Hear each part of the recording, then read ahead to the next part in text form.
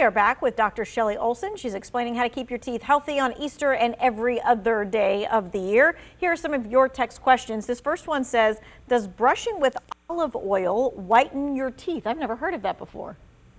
I've never heard of brushing with olive oil to whiten your teeth. I feel certain it will not whiten your teeth. It won't harm you, but I would reserve that olive oil for cooking or dipping your bread in with dinner. Gotcha. Okay.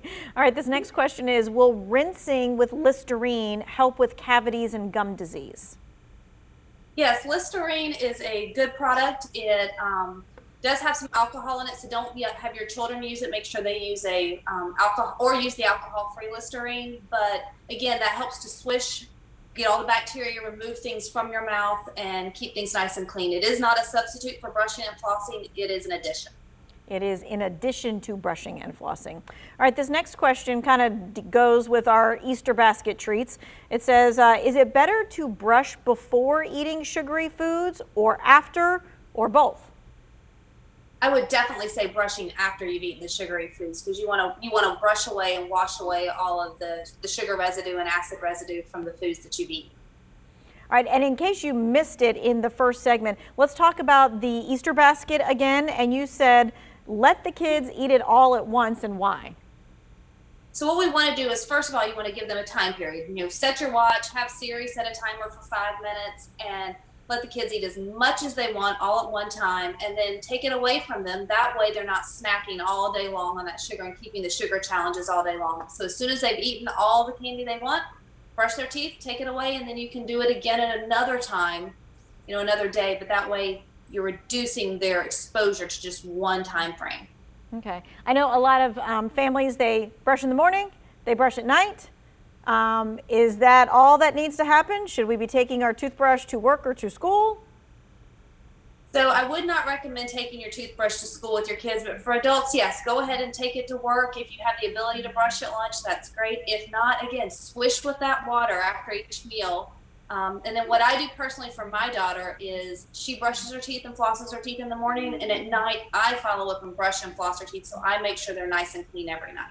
All right, well, let's follow up with that, because I think to yourself, a lot of times adults have their own trouble flossing their own teeth, much less their child. So how do we get our kids to floss their teeth? Do we do it, or is there a way to allow them to do it safely? So the best way to allow them to do it safely is they're going to have to be, 6, 7, 8 years old to really have the dexterity to get in there and floss. So the floss picks are good. And then you can also, as a parent, lay them on their bed, just like they'd be laying in a dental chair, and you can have them open their mouths and you just floss right there for them. That way you encourage good habits from the start and they're used to flossing. All right. This text question is, do anti-cavity fluoride rinses help? Any fluoride rinse helps, because what it's doing is it's every time your teeth are exposed to fluoride, it helps strengthen the enamel layer of your teeth. So yes, nothing with fluoride in it hurts. Doesn't hurt you any. Okay. How about this one? Is activated coal or charcoal safe to brush with? No, I would not recommend that. There's actually charcoal particles within that toothpaste, and it can get down underneath your gums and cause gum problems. It can also abrade your teeth. And you really don't want to be in there doing damage to your teeth while you're brushing. No. All right. And this question is, if I'm using a toothpaste with whitener in it, should I also follow up and use a regular toothpaste as well?